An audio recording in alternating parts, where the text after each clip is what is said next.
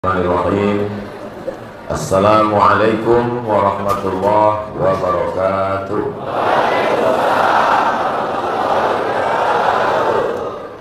Alhamdulillah.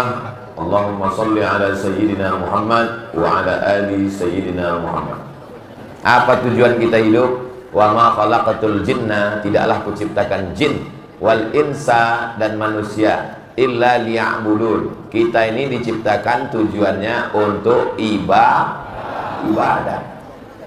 Kalau memang kita hidup ini tujuannya untuk ibadah, lalu bagaimana dengan bapak yang menanam sawit?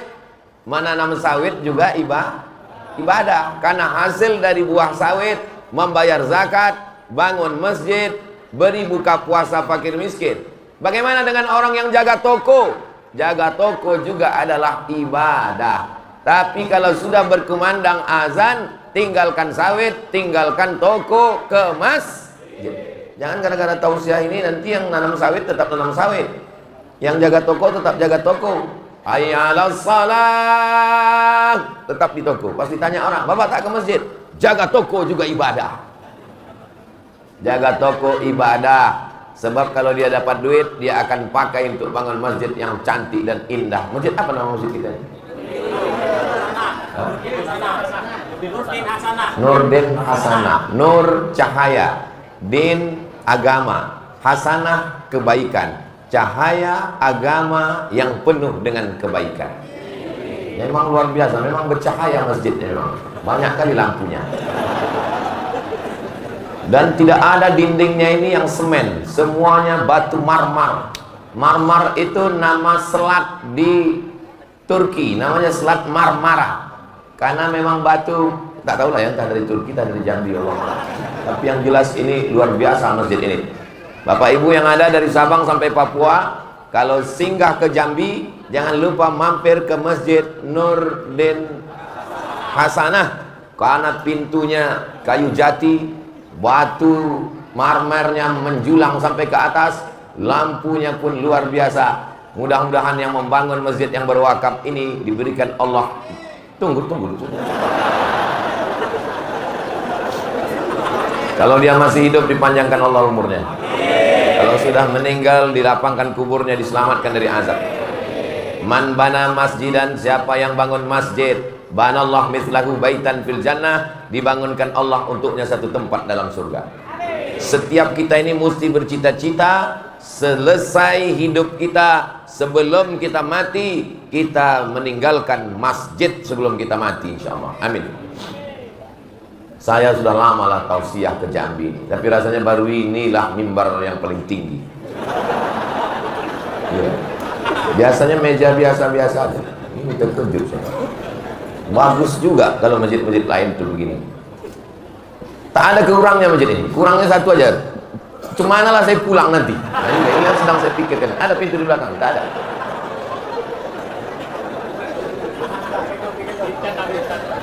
Bapak Ibu yang dimuliakan Allah Subhanahu wa taala, dari pintu depan sampai kemari berapa kaki yang terinjak, berapa tangan yang tak tersalami.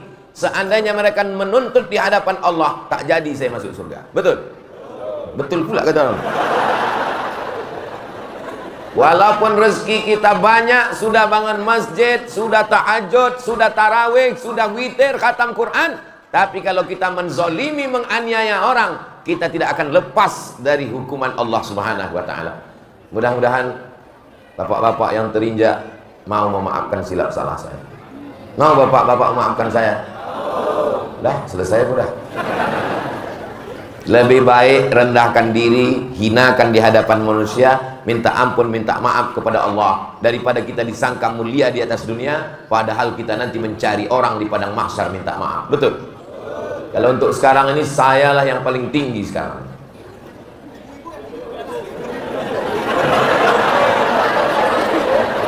Kalau ada orang mengatakan dalam Islam itu perempuan dilecehkan, direndahkan, dihinakan, datanglah ke Masjid Nurdin Hasanah. Perempuanlah yang paling tinggi di sini. Lebih tinggi daripada ustadz lagi. Hai Besti. Allahu Akbar. Bapak Ibu yang dimuliakan Allah Subhanahu wa taala, subuh ini yang mau saya sampaikan ada 5 poin. Siap mendengarkan? Bisa diingat yang 5 ini? Belum kusampaikan lagi semua. Yang pertama, bahwa Allah menciptakan kita di atas dunia ini bukan tanpa tujuan. Jangan disangka kita di dunia ini macam ulat. Kenapa kita bisa ada di dunia ini? Tiba-tiba muncul aja. Habis buka, habis sahur, sampah kita buang ke tong sampah. Besok pagi muncul ulat. Muncul dengan sendirinya. Tidak begitu. Kita dijadikan Allah. Kita ini makhluk yang sengaja diciptakan Allah. Bukan makhluk yang tak sengaja. Kita ini diciptakan Allah, ada tujuannya. Maka Allah bertanya, apa khalaqnakum abatha? Apakah kamu sangka kamu itu kami ciptakan sia-sia? Semua kita insya Allah dijadikan Allah ini dengan tujuan. Maka hidup kita pun punya tujuan. Tujuan kita adalah menjadi hamba Allah yang hari satu 4 kali menjadi hamba Allah yang soleh. Makanya selesai wudhu kita berdoa, Allahumma ja'alni minat tawabin waj'alni minal mutatahhirin waj'alni min ibadikas shalihin. Ibu mengandung, bapak berdoa, Rabbi habli minas shalihin. At-tahiyatul mubarakatus salawatut thayyibatulillah. Assalamu alayka ayuhan nabi wa rahmatullahi wabarakatuh. Wassalamu alayna wa ala ibadillahis. Jangan sampai hidup tanpa tujuan. Ustadz mau kemana? Saya mau ke Jambi. Dari Jambi Ustadz kemana? Dari Jambi saya ke Sarolangun. Dari Sarolangun Ustadz kemana? Dari Sarolangun saya ke Merlung. Dari Merlung Ustadz kemana? Langsunglah balik ke kampung ke Riau. Ada tujuan. Ini anak-anak muda sekarang banyak tak ada tujuan. Mau kemana anak muda? Kemana angin berhembus. Ini tak jelas. Mau kemana anak muda? Kemana air mengalir aja. Mengalir ke Sabu, ditangkap BNN. Mengalir ke LGBT, bencong. Mengalir ke uang haram, riba, korupsi. Kita hidup mesti jelas arahnya. Makanya kita minta kepada Allah, iyyaka na'budu. Berapa kali kita minta hidayah sama Allah? Tahiyatul masjid, ihdinas siratal mustaqim. Qabliyah subuh, ihdinas siratal mustaqim. Salat subuh, ihdinas siratal mustaqim. Salat isyraq, ihdinas siratal mustaqim. Supaya hidup kita jelas arahnya. Doakan supaya Ustaz Somad ini jelas arah hidup. Yang jadi pedagang, jelas arahnya. Yang jadi petani, jelas arahnya. Yang jadi kepala rumah tangga, jelas arahnya. Sampai akhirnya kita nanti semuanya mati dalam keadaan husnul. Jelas? Jadi kalau ada orang mengatakan Ustaz Somad itu ceramahnya tak jelas, telinga kau pokak. Ustaz Somad itu ceramahnya tak jelas, paket kau tak cukup. Saya selalu tausiah pakai poin. Kenapa Ustaz ceramah pakai poin? Supaya membiasakan mahasiswa-mahasiswa biasa menyimpulkan. Kenapa Ustaz kalau ceramah pakai poin-poin? Supaya anak-anak sekolah mencatat untuk laporan ke guru. Kenapa Ustaz ceramah pakai poin? Supaya intel tak saya lapor ke atasan. Bapak Ibu yang dimuliakan Allah Subhanahu wa taala. Yang pertama, hidup mesti punya tujuan. Yang kedua, menjadi hamba Allah, apapun profesinya, maka dengan profesi itulah dia mendekatkan diri kepada Allah Subhanahu wa taala. Betul? Apa yang betul nih? Jadi polisi. Apakah dengan polisi itu dia bisa mendekatkan diri kepada Allah? Bisa. Tidak mesti jadi ustaz, jadi pengacara. Jadi pengacara mendekatkan diri kepada Allah. Jadi dokter? Jadi dokter mendekatkan diri kepada Allah. Bahkan dokter lebih bisa. Ustaz ceramah belum tentu didengar orang. Tapi kalau dokter sangat bisa. Kenapa? Karena dokter kalau ngomong orang percaya. Pas diperiksa, Pak, kalau kita tengok dari diagnosa, ini Bapak tak sampai hari Jumat selesai. Ustadz ngomong suruh dia bertobat, tak pernah dia. Menjerit Ustadz di atas mimbar, taubat, tak percaya dia. Tapi Pak dokter tak perlu pakai ayat, tak perlu pakai hadis, cukup sambil berbisik. Nampaknya enggak.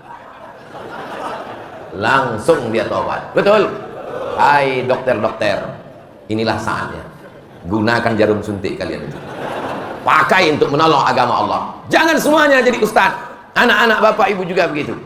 Dengan pistol polisi tentara bisa menolong agama Allah. Bebuih mulut ustaz ceramah. Jangan main judi slot. Orang tak dengar. jangan laga ayam, orang tak dengar. Tapi polisi tak perlu berteriak, tak perlu di atas mimbar, tak perlu tausiah, tak perlu tablik akbar, cukup dengan pistolnya.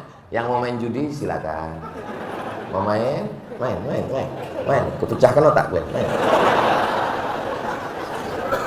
Mudah-mudahan anak-anak muda kita jadi panglima, anak-anak muda kita jadi kapolri. Seragamnya dia pakai menolong agama Allah. Ini yang membuat saya semangat subuh ini, tentu saja karena tempatnya tinggi. Tapi yang buat saya semangat karena di bawah ini banyak anak-anak muda calon pemimpin masa depan. 20 tahun akan datang, mereka jadi kapolda, mereka jadi dandim, mereka jadi danramil, mereka jadi panglima, mereka akan memakai kekuasaannya menolong agama Allah. Takbir! Yang tua-tua tak usah takbir. Ustaz Somad ini selalu menyinggung perasaan orang tua. Mendengar tausiah Ustaz Somad itu kuncinya satu, tak usah tersinggung. Karena beberapa jamaah tersinggung pulang meninggal. Jadi Ustaz kenapa menyepelekan jamaah yang tua? Saya tidak pernah menyepelekan jamaah yang tua, karena saya tidak pernah melihat kalian sebagai orang tua. Kalian adalah anak-anak muda yang terjebak di tubuh orang tua. Ini yang datang subuh ini semuanya muda. Walaupun usianya tua, walaupun beruban, yang datang subuh ini adalah muda semangatnya semua. Walaupun umurnya 17 tahun, 20 tahun, kalau sekarang dia masih tidur di rumah, itu layak dibawa ke panti jompo. Anak muda adalah orang yang sholat subuh berjamaah. Ibu-ibu, walaupun suami ibu umurnya 70, kalau dia ke masjid, dia adalah anak muda. Pulang dari sini, bilang, kau masih muda bang. Anak ibu, walaupun umurnya 17 tahun, kalau tak sholat ke masjid, dia orang tua. Balik dari sini, ikat semua pakaiannya, antarkan ke panti jompo. Setuju? Awas kalau tak kalian antar. Saudara yang dimuliakan Allah Subhanahu wa Ta'ala. Pertama, tentukan arah tujuan mau kemana. Yang kedua, apapun seragammu, apapun bajumu, apapun profesimu, pakai itu untuk menolong agama Allah. Allahu Akbar. Jadi kepala daerah, pakai. Jadi gubernur, pakai. Jadi presiden, pakai. Jadi camat, pakai. Kenapa Ustaz tak ada nyebut bupati? Ada orangnya. Saudara yang dimuliakan Allah Subhanahu wa Ta'ala. Ketika jabatan masih ada, ketika tanda tangan masih laku, ketika seragam masih dipakai, pakai. Jangan nanti ketika seragam sudah tak ada, ketika pena sudah tak laku, ketika tanda tangan sudah tak berlaku, barulah datang ke pengajian. Ustaz Somad, apa yang bisa kita lakukan? Bapak masih aktif. Pistol besi udah ditarik negara Pak Ustaz, tinggal pistol air lagi. Itu pun macet-macet. Istighfar aja Pak, menunggu malaikat maut datang. Nasi sudah jadi tai ayam. Saudara yang dimuliakan Allah Subhanahu wa Ta'ala. Yang ketiga, siapakah di antara kita ini yang paling mulia? Kalau yang paling mulia itu yang paling besar badannya, gajah lebih dulu masuk surga. Kalau yang paling mulia itu yang berotot, banteng lebih dulu masuk surga. Kalau yang paling mulia itu yang paling licik, kancil lebih dulu masuk surga. Yang paling mulia di antara kita adalah inna akramakum indallah atqakum. Orang yang paling takut kepada apa pula takut kepada bini? Takut kepada Allah. Di bulan puasa inilah kita sedang dilatih takut kepada Allah. Pulang dari masjid Nurdin Hasanah, sampai di dapur makanan sahur masih ada. Tutup pintu jendela, istri pergi belanja, anak tak ada, sendiri. Mau bapak minum jus pokat? Tidak. Kenapa tidak? Padahal tak ada CCTV. Karena takut kepada Allah. Bayangkan kalau rasa takut itu dibawa ke kantor, rasa takut itu dibawa ke toko, rasa takut itu dibawa ke kantor-kantor dinas. KPK bubar, BPK bubar, Inspektorat Jenderal bubar, Pak Polisi istirahat di tempat, karena orang sudah takut kepada Allah. Masalahnya sekarang orang memenjarakan Tuhan di bulan Ramadan. Diletakkannya Tuhan di bulan Ramadan, disembahnya di bulan Ramadan, ditakutinya di bulan Ramadan. Selesai Ramadan, dia pun seperti kuda lepas kandang. Betul? Betul pula kata jemaah. Mudah-mudahan takut kita di Ramadan ini kita bawa keluar Ramadan. Amin. Masjid ini memang mantap, tapi panasnya luar biasa. Saudara yang dimuliakan Allah Subhanahu wa Ta'ala. Jadi, kalau kita sudah paham, maka insya Allah kita tidak merasa rendah diri. Adik-adik yang jadi mahasiswa tidak merasa underestimate, merendahkan diri, merendahkan orang lain. Karena kita adalah hamba Allah yang tujuannya jelas. Allah menjadikan aku punya profesi untuk menolong agama Allah. Apapun tujuan kita, apapun profesi kita, maka yang paling mulia di antara kita bukan Ustadz Somad yang duduk di mimbar ini. Yang paling mulia adalah mungkin ibu-ibu yang ibu rumah tangga, tapi dia takut kepada Allah. Bapak-bapak yang biasa-biasa saja, yang tak bisa duduk di sini, berada di sana belakang, tapi hatinya takut pada Allah. Doakan supaya Ustadz Somad yang ceramah ini, yang ngomong ini, hatinya takut pada Allah. Ceramah ini mudah, menggelegar suara. Sebetulnya suara saya ini biasa aja, cuman sound system ini mantap. Terlalu kencang pula ini. Banyak kali ulah Ustaz ini. Bapak Ibu yang dimuliakan Allah Subhanahu. Saya orangnya Ustadz yang tidak pandai basa-basi. Kalau panas saya bilang panas. Kalau dingin saya bilang dingin. Saya ini orangnya yang tidak. Saya ini kalau kata pepatah Melayu, singkap daun nampak buah. Tak pandai saya berbasa-basi. Makanya tak banyak orang suka sama saya. Tadi waktu panas tadi tenang. Ini sejuk tapi ribut kali. Macam perang di Israel. Saudaraku yang dimuliakan Allah Subhanahu wa taala. Dilatih anak-anak kita untuk takut kepada Allah. Sekarang banyak orang tua melatih anak tidur, nanti datang hantu. Anak dilatih takut sama hantu. Hantu takut kepada Allah. Dibacakan ayat kursi, Allahu la ilaha illa huwal hayyul qayyum la ta'khudhuhu sinatun wala naum. Dia yang tidak mengantuk, dia yang tidak tidur. Kalau atasan mengantuk keluar kota, kamera CCTV kabelnya putus. Tapi kalau dia yang mengawasi kita, kalau bahasa Jambinya 24 hours di bawah pengawasan Allah, muraqabah namanya, diawasi Allah Subhanahu wa taala. La ta'khudhuhu sinatun wala naum.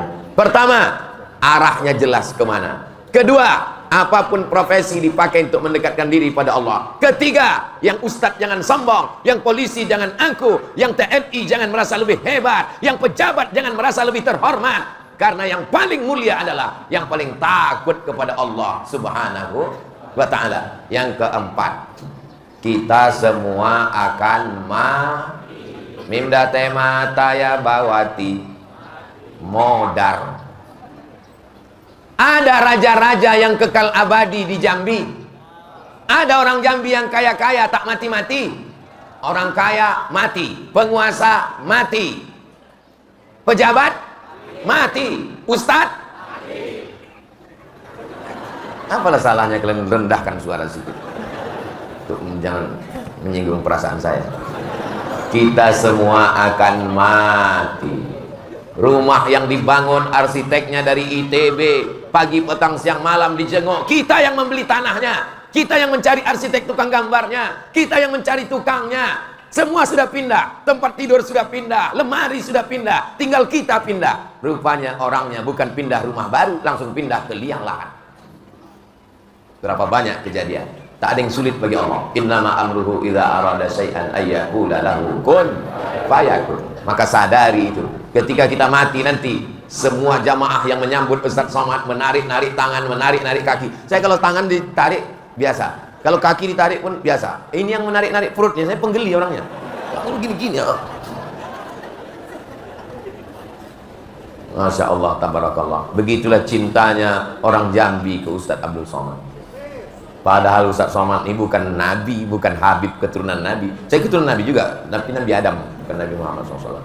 Begitulah orang Melayu ini cinta kepada Ustadz, kepada orang yang mengajar agama. Ya Allah, saksikanlah ini adalah hamba-hambamu, umat Nabi Muhammad SAW. 4. Kita semua akan mati. Berpikirlah hari ini hari terakhir. Ada masanya nanti kita bangun malam, masih ada jam dinding. Bangun malam, masih ada handphone. Bangun malam, masih ada istri. Ada masanya nanti ketika bangun malam, gelap, tiba-tiba terdengar suara marah buka. Jangan terkejut, karena resiko hidup adalah mati. Resiko muda adalah tua. Resiko semua hidup ini ada resikonya. Berani hidup, berani mati. Takut mati, jangan hidup. Takut hidup, mati saja. Bagi adik-adik yang kebetulan punya usaha sablon baju kaos, boleh ditulis belakang. Berani hidup, berani mati. Takut mati, jangan hidup. Takut hidup, mati saja. Tapi baju-baju yang model begini jangan dibawa sholat Jumat. Dibaca kalau mak katanya. Baju-baju motivasi itu dipakai untuk begitu kalau mau buat baju motivasi. Jadi orang yang nengok itu bangkit imannya. Ini sekarang baju motivasi tulis belakang, sudah nikah, uangnya nggak ada. Saudara yang dimuliakan Allah Subhanahu wa taala, selalu ingat mati. Tapi jangan pula gara-gara selalu ingat mati ini besok tiba-tiba kantor kosong di Jambi. Ditanya sama Pak Gubernur, Pak Bupati, ditanya sama pejabat, kepala dinas, mana pegawai? Gara-gara dengar ceramah Ustaz Somad kemarin, orang sudah mau mati aja semua bawaannya. Saya maksudnya cerita mati ini, kita tetap semangat. Yang punya toko semangat buka toko. Yang punya sawit semangat mengurus. Yang tanam pinang semangat. Karena itu semua modal untuk setelah mati. Ini banyak anak-anak muda ini datang menghadap saya. Ustaz, saya siap mati. Rupanya kalau kau tak siap, malaikat. Banyaknya anak-anak muda. Ustaz, saya siap mati. Rupanya kalau kau tak siap, malaikat itu kalau datang ditanyanya, udah siap? Mau siap tak siap, kita tetap mati. Yang perlu kita persiapkan itu adalah apa bekal setelah mati. Puasa, bekal. Haji umroh, bekal. Bangun masjid, bekal. Bayar zakat, bekal. Baca Quran. Saya Pak Ustadz bayar zakat, duit tak ada. Sholat, mau sholat kaki pula sakit. Baca Quran. Baca Quran mata Pak Ustadz, asal ku tengok titik batu 3. Pejamkan mata, duduk berzikir. Berzikir pun malas pula Pak Ustadz, mati aja lah. Allah berikan kita keringanan-keringanan. Tak bisa sholat berdiri, duduk di kursi. Tak bisa duduk, berbaring miring ke arah kiblat, kepala ke sini, kaki ke sini. Tak bisa juga terlentang sholat pakai isyarat mata. Allahu Akbar. Tak juga bisa pakai mata. Kita sholatkan rame-rame. Sholat jenazah. Islam ini agama. Tapi kata Ustaz tadi, yang bangun masjid yang bisa punya tempat di surga. Man bana masjid, dan siapa yang bangun masjid, banallahu mithlahu baitan fil jannah, dibangunkan tempat satu surga. Bagi yang ada harta. Bagi yang tak punya harta, man shalla itsnatai asyrata rakaat, salat 12 rakaat fil yaumi wal lailah, sehari semalam, bunya lahu bihinna baitun fil jannah, dibangunkan untuknya satu tempat di surga. 12 rakaat, jangan sampai tinggal. 12 rakaat itu kapan aja? 2 rakaat sebelum subuh, 4 rakaat sebelum zuhur, 2 rakaat setelah zuhur, 2 rakaat setelah maghrib, 2 rakaat setelah isya. Ulang sekali lagi Pak Ustaz. 2 rakaat sebelum subuh, 4 rakaat sebelum zuhur, tetap 2 rakaat satu salam, 2 rakaat satu salam, 2 rakaat setelah zuhur, 2 rakaat setelah maghrib, 2 rakaat setelah isya. Saya kalau ngajar dulu waktu di kelas di dosen 3 kali saya ulang. Asal udah 3 kali saya ulang, saya tanya mahasiswa, paham? Diam. Kalau udah 3 kali ulang tak juga paham, 2 gendangnya. Kalau tak aku keluar, kau keluar. Karena kalau kuteruskan juga 2 gendangnya. Kalau tak aku gilo, kau gilo. Bapak Ibu yang dimuliakan Allah Subhanahu wa taala. Mudah-mudahan kita semua sehat walafiat. Yang sakit-sakit diangkat penyakitnya. Yang dililit utang dilepaskan dari hutang-hutangnya. Makin kuat amin. Yang belum ada jodoh dijumpakan dengan jodoh yang baik-baik. Tapi aku tengok yang bilang amin yang udah beranak 3 semua. Dia tak tahu bininya menengok dari atas. Saudara yang dimuliakan Allah Subhanahu wa taala. Yang terakhir sekali.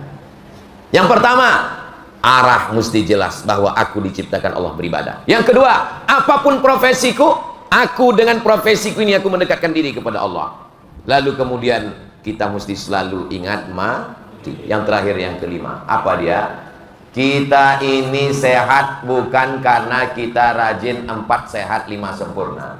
Kita ini panjang umur bukan karena usaha kita, tapi boleh jadi karena doa orang lain. Jangan sepelekan. Ustaz Somad datang ke Jambi, bisa tausiah, padahal saat puasa tak disediakan teh manis. Ini Ustaz bisa sehat ini karena doa orang-orang Jambi di Masjid Nur Din Hasan. Mereka berdoa tadi malam, ya Allah, sampaikanlah Ustaz Somad ke masjid kami. Aku ingin kali nengok mukanya. Dialah yang sudah menghabiskan paket-paketku selama ini. Betul? Betul kata orang. Jangan lupa saling mendoakan. Di malam-malam Ramadan, saya cuma minta doakan. Ibu bapak pejam mata, nampak muka emak ayah, Rabbi fili wali walidayya warhamhuma kama rabbayani shaghira. nampak muka anak, Rabbi habli minas sholihin, nampak muka kawan, ya Allah jadikan dia orang baik, husnul khatimah. Nampak muka Ustaz Somad, matikan Ustaz Somad dalam la ilaha illallah Muhammadur Rasulullah. Asal kita pejamkan mata, nampaklah wajah-wajah orang tersayang, doakan dia. Aku Pak Ustaz, asal aku pejamkan mata, nampakku tukang kredit. Waktu sedang tawaf, nanti saat kita umrah, pejamkan mata, nampak siapa saja, doakan dia. Kalau kita cinta dan sayang, apa kata Nabi? Almar'u ma'aman ahab, orang akan selalu bersama dengan siapa yang dia sayangi dan dia cintai, insyaallah. Salatullah, salamullah ala Taha Rasulillah. Salatullah, salamullah ala Yasin Habibillah. Tawassalna bi bismillah wa bil hadi Rasulillah wa kulli mujahidin lillah bi ahlil badri ya Allah. Berikutnya kita akan bahas beberapa kekeliruan di dalam bulan Ramadan. Kekeliruan yang pertama, ketika azan berkumandang, mulut masih berisi tempoyak.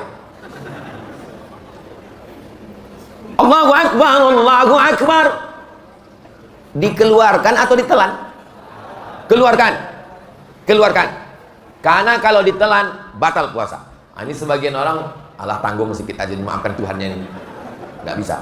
Kulu, makanlah. Washrabu, minumlah. Hatta yatabayyana lakumul khaytul abyadu minal khaytil aswadi minal fajr. Ini kesalahan yang pertama. Dua, selesai tausiah, selesai azan subuh, sholat di rumah. Ini keliru. Karena hikmah daripada makan sahur, tasaharu, bersahurlah kamu, fa inna fis sahuri barakah. Dalam sahur ada barakah. Di antara barakah sahur, membiasakan diri sholat tahajud. Pak Ustadz, di Jambi subuhnya jam berapa subuh di Jambi? Jam 5 kurang 5. Iyalah segitulah pokoknya. Bangun jam 5 kurang 15, tetap salat tahajud. Usolli sunnat tahajud raka'ataini lillahi ta'ala. Jangan sampai tidak tahajud. Tahajud itu sampai beberapa menit sebelum azan subuh masih tahajud. Tapi jangan mentang-mentang ketua masjid langsung telepon muazin. Jangan azan dulu ya. Aku mau tahajud ini. Aku belum sahur ini. Nggak bisa. Kekeliruan yang ketiga, apa dia? Kekeliruan ketiga, siang Ramadan semakin besar masjidnya, semakin dingin AC-nya, semakin kencang kipasnya, semakin tebal karpetnya, semakin banyak yang bergelimpangan dalam masjid. Itu tidak terjadi di Masjid Nurdin Hasanah. Kenapa? Karena dikunci. Kalau tak dikunci jam 1 siang, Ramadan bukan bulan bermalas-malasan. Ramadan bukan bulan tidur-tiduran. Ramadan adalah bulan beraktivitas. Perang Badar terjadi pada bulan Ramadan, tanggal 17 Ramadan, hari Jumat. Indonesia merdeka 17 Agustus 1945 jatuh pada bulan Ramadan. Yang mengerek bendera puasa, yang membacakan naskah proklamasi Bung Karno Hatta sedang puasa. Pejuang-pejuang gerilya menembak Belanda sedang puasa. Orang puasa tak takut mati. Serang Belanda, tembak. Orang lapar itu semua. Negeri ini merdeka karena orang lapar. Kalau kenyang mana bisa nembak Belanda? Tembak. Malam mereka tahajud berdoa kepada Allah. Pagi dia bawa bambu runcing, makannya getuk, tak ada nasi, makan jagung. Semangat luar biasa. Negeri ini merdeka karena orang-orang lapar yang takut kepada Allah. Makanya di pembukaan Undang-Undang Dasar 1945, atas berkat rahmat, kita ini merdeka bukan hadiah dari Ratu Wilhelmina. Kita ini bukan diberikan, direbut dengan darah dan tetes air mata. Ini anak-anak muda zaman sekarang kurang menghargai jasa para pahlawan. Bulan Ramadan, untungnya 17 Agustus diperingati kemerdekaan Indonesia. Coba kalau diperingati bulan Ramadan, gimana kita panjat pinang? Kesalahan yang keempat di bulan Ramadan adalah jam 6 sore bapak-bapak, ibu-ibu keluyuran ke sana kemari mencari takjil buka puasa. Padahal mestinya jam 6 tuh duduk di rumah baca Quran, berzikir. Supaya apa? Karena menjelang berbuka waktu mustajab berdoa. Doa ini baca Quran. Ini pergi ke sana, pergi ke sini, pergi ke sana, pergi kemana. Di situ azan berkumandang, Allahu Akbar, Allahu Akbar. Di sebelah dia macet. Diambillah bakwan dari dalam bungkusnya. Allahumma lakal sujud. Ini tidak ada di Jambi, ini di tempat saya aja. Di antara kesalahan-kesalahan di bulan Ramadan adalah ketika pada saat tarawih dari satu salam ke salam berikutnya. Assalamualaikum warahmatullah. Assalamualaikum warahmatullah. Bertasbihlah dengan benar. Subhanal malikil ma'bud. Subhanal malikil hayyil ladzi la yanamu wa la yamutu wa la yafutu abada. Subbuhun quddus rabbuna wa rabbul malaikati war ruh. Tepatkan hurufnya. Karena beberapa Bilal saya dengar tak tepat.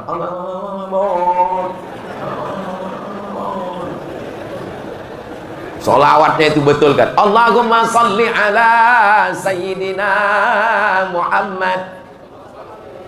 Ah begitu. Ini kadang di beberapa masjid apa?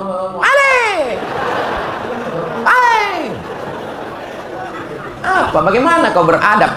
Selawatmu dari Jambi dibawa malaikat ke hadapan Rasulullah SAW. Bayangkan ada tim dari Jambi. Bang Ican datang. Ustaz Somad. Ya, ini ada puji-pujian dari orang Jambi. Coba Ustaz dengar. Somad. Inna salatakum ma'rudatun alayya. Salawat kalian dari Jambi dibawa oleh malaikat ke hadapan Rasulullah. Rasul pun mendengar. Allahumma salli ala sayyidina wa syafi'ina wa zukhrina wa maulana Muhammad. Allahumma salli wa sallim wa barik alaihi. Langsung kata Nabi Muhammad, kasih orang Jambi syafaat. Begitu. Kalau dengan kata malaikat maaf, kau cabut nyawanya nih. Apa boleh buat yang malam-malam berlalu, yang akan datang kita perbaiki insya Allah. Lalu kemudian pula selesai witir, jangan pulang selesai witir, sempat-sempatkan tada buat grup. Ini geng kita ya. Nah, ini geng kita 10 orang. Masuk yang lain, jangan kau geng kau sana, kau yang tua-tua aja sana, kami yang muda-muda. Nah, ini geng-geng kami nih. Ini geng kami 10 orang. Satu orang 1 lembar, kau 1 lembar, kau 1 lembar, kau 1 lembar, 1 lembar. 10 orang 10 lembar. 1 malam 1 juz, 30 malam. Nanti kita hatam-hataman bersama. Mudah-mudahan nanti kita buat acara hataman bersama insyaallah. Amin. Nah, nanti malam 27 kita hidupkan acara hataman. Kelompok ini, kelompok ini, kelompok ini ya. Kau bawa ayam, kau bawa pulut, kau bawa ini, kau bawa ini. Kau bawa apa? Aku ngabiskan yang kau bawa semua. Yalah. Nah, ini semua. Mudah-mudahan kebahagiaan kita bisa tersenyum di masjid ini. Tersenyum di bulan yang mulia, tersenyum di tempat yang mulia, tersenyum bersama orang yang mulia, tersenyum dalam ibadah yang mulia, tersenyum pula kita nanti di surga bersama Rasulullah SAW.